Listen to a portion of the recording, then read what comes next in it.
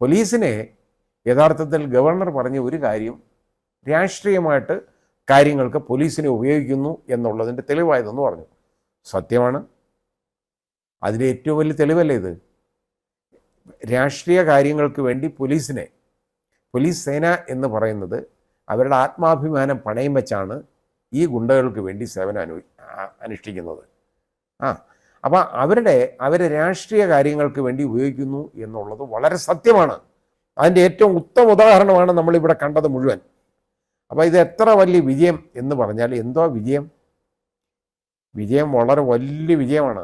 നാട്ടുകാരുടെ മുഴുവൻ നട്ടലൊടിച്ചത് കൂടാതെ നാട്ടുകാരെ ഇതുപോലെ ഒരൊറ്റ സർക്കാർ ഓഫീസിൽ ഒരു കാര്യവും നടന്നില്ല. എന്നിട്ട് ഇപ്പോൾ ഇതിനുള്ള പ്രത്യേകത പരാതി പരിഹാരം. ഈ പരാതികളൊക്കെ പണ്ടുണ്ടല്ലോ, അത് സർക്കാർ ഓഫീസുകളിൽ വാങ്ങിച്ചാൽ മതിയല്ലോ. ഈ മന്ത്രി കൈകൊണ്ട് തുടത്തില്ല. കാരണം പാവങ്ങളെ പൗരപ്രമുഖന്മാർ പറയുന്നതേ കേൾക്കുള്ളൂ. അല്ല, ഈ പാവങ്ങളെന്ന് പറയുന്നത് നീയൊന്നും ഇവിടെ വരേണ്ടവനല്ല. അവന്മാരെ ഒന്നും സാധാരണക്കാരെ ഒന്നും അവിടെ കയറ്റത്തില്ല. പൗരപ്രമുഖർ, അവർക്ക് മന്ത്രിമാരുമായിട്ടിരുന്ന് കാപ്പി കുടിക്കാം, പുഴുങ്ങിയ മുട്ട, പഴം മുതലായ സാധനങ്ങളൊക്കെ കഴിക്കാം, കടല, അപ്പം ഇതെല്ലാം കഴിക്കാം. ഇതെല്ലാം കഴിച്ചാൽ അവർ കാര്യമൊക്കെ പറഞ്ഞ് അവർ പൗരപ്രമുഖരാണ്. ഈ ഉച്ചനീചത്വം കേട്ടോ നമ്മുടെ നാട്ടിൽ ഇല്ലാതാക്കിയ ഒരു രാഷ്ട്രീയ ആയിരുന്നു യഥാർത്ഥത്തിൽ CPM. പക്ഷേ ഇപ്പോൾ അത് തിരികെ കൊണ്ടുവന്നേക്കാണ് ഈ പൗരപ്രമുഖരെ പ്രദർശിച്ചതോടുകൂടി. കാരണം സാധാരണ ജനങ്ങളെയും പാവങ്ങളെയും പൗരപ്രമുഖരെയും അവർ വേർതിരിച്ച് കാണുന്നു എന്നുള്ളതിൻ്റെ ഏറ്റവും വലിയ തെളിവാണിപ്പോൾ ഈ CPMൻ്റെ രാഷ്ട്രീയ പാപ്പരത്വം, രാഷ്ട്രീയമായ അധപതനം എന്നുള്ളതല്ലാതെ ഇത് ഒന്നിനെയും കാണിക്കുന്നതല്ല. ഗവർണർ പറഞ്ഞ കാര്യം ശരിയാണ്. പോലീസ് സേനയെ രാഷ്ട്രീയമായിട്ട് ഉപയോഗിക്കുന്നതിൻ്റെ അതിന് കൊടുക്കുന്ന പ്രതിഫലമാണ് ഈ അവാർഡ്. അതായത് ഗുഡ് സർവീസ് എൻട്രി. ഇത് ആത്മാഭിമാനമുള്ള ഒരൊറ്റ പോലീസുകാരനെ എനിക്ക് വേണ്ടാന്ന് പറയണം. അതാ വേണ്ടത്. നമ്മുടെ പോലീസ് സേന അനുഭവിക്കുന്ന ഏറ്റവും വലിയ അവശത എന്ന് പറയുന്ന, അതായത് ബുദ്ധിമുട്ട് എന്ന് പറയുന്നത്, ഭരിക്കുന്ന രാഷ്ട്രീയ പാർട്ടിയുടെ പിണിയാളുകളായി പലപ്പോഴും അവരുടെ മേലധികാരികൾ മാറുന്നു എന്നുള്ളതാണ്.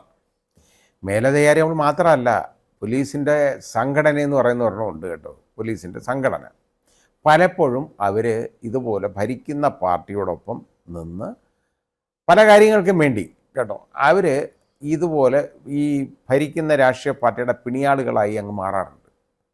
ഒരിക്കലും ചെയ്യാൻ പാടില്ലാത്ത ഒരു കാര്യമാണത്. കാരണം പോലീസ് സേന എന്ന് പറഞ്ഞാൽ നമ്മൾ പറയും കേട്ടോ, പോലീസ് എന്ന് പറയുന്നതിൻ്റെയൊക്കെ നിർവചനം നമ്മൾ പറയാറുണ്ടല്ലോ എപ്പോഴും കേട്ടോ. അത് പോലീസിൻ്റെ പൊളൈറ്റ്നസ്, ഒബീഡിയൻസ്, ലോയൽറ്റി,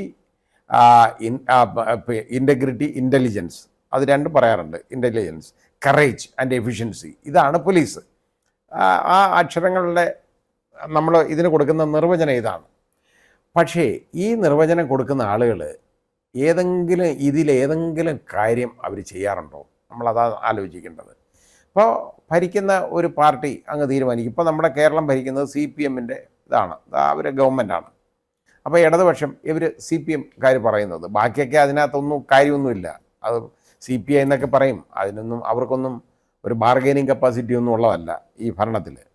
അപ്പോൾ ഇവർ CPM ഇതുപോലെ ഭരിക്കുമ്പോൾ അവരുടെ ആളുകൾ എന്ന് പറയുന്നത് ഇപ്പോൾ CPMക്കാർ, അതേപോലെ അതിൻ്റെ യുവജന സംഘടന എന്ന ഓമന പേരിൽ അറിയപ്പെടുന്ന DYFI, പിന്നെ അവരുടെ വിദ്യാർത്ഥി പ്രസ്ഥാനം, വലിയ പ്രസ്ഥാനമാണ് കേട്ടോ, SFI, ഇത് പറയും.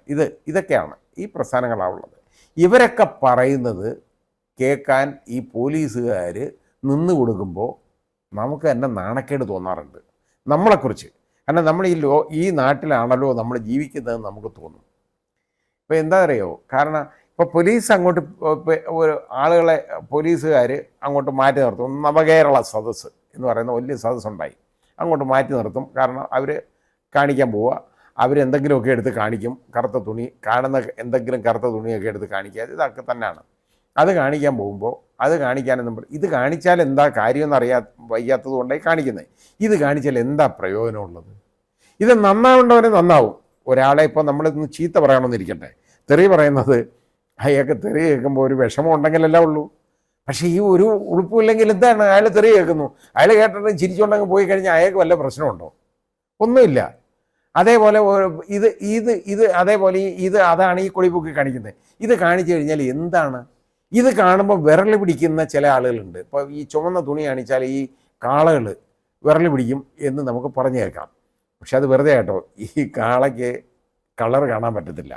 പക്ഷേ ആളുകൾക്കൊരു വിശ്വാസമുണ്ട്, ചുവന്ന തുണി കാണിച്ചു കഴിഞ്ഞാൽ അയ്യോ പ്രശ്നമാണെന്ന് എന്ന് പറയുന്ന പോലാണ് ഈ കറുത്ത തുണി കാണുന്നത് ചിലർക്ക് വളരെ വലിയ ചതുർത്ഥി. എന്താ കാര്യമെന്ന് എനിക്കറിയത്തില്ല. ഇത് അത് മുതലെടുക്കുന്നതാണ് ഇത് കാണിക്കാൻ പോകുന്നത്. കാരണം ഈ കറുത്ത തുണി കാണിച്ചാൽ ഈ ആളുകൾ ഇളവിപ്പോവും എന്ന് കണ്ടു കഴിഞ്ഞാൽ അപ്പം കറുത്ത തുണി കാണിക്കാൻ തോന്നും. അങ്ങനെയാണ് ഈ ഇറങ്ങുന്നത്. അടികൊള്ളാൻ പോകുന്നതാണ്. യവന്മാർക്ക് വേറെ പണിയൊന്നും ഇല്ലാത്തതുകൊണ്ട് അടികൊള്ളാൻ പോകുന്നത്. അല്ലെങ്കിൽ ഈ കറുത്ത തുണി കാണിച്ചാൽ ഈ നാടിന് വല്ല പ്രത്യേകതയുണ്ടോ? ഈ നാടിന് എന്തെങ്കിലും നേട്ടം ഉണ്ടാകുമോ?